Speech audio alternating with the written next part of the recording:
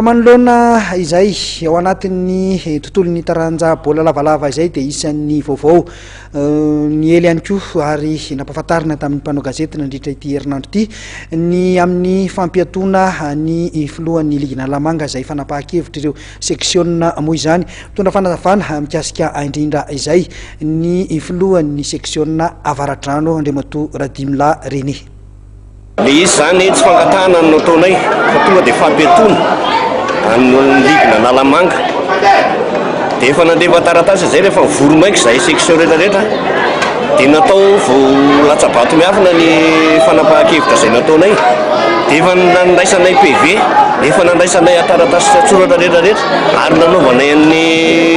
atanatohatra rehetrarehetra zany satria izahay ligy izahay section no rafitra mandrafitra ny ligina nalamanga izahay no nametraka ny ligina malamanga rehefa mahanafahadosoana zany ny eo amin'ny ligina nalamanga ka manaraka ny article izay misy règlement intérieur amin'ny fédéral dia mananjotanteraka izahay section apiato n'izay filoha na izahay section mampiato an'le filoha izay manana fahadosoana anjaran'ny club ihany koa raha manana fahadosoana izay filohan'ny section anjaran'ireo club mandravanay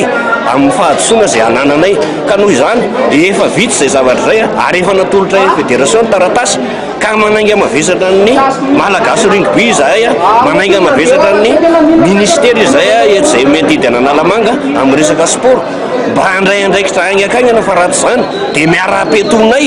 ny lalao izay misy eto amin'ny kianja amin'ny Maki sy ny lalao any amin'ny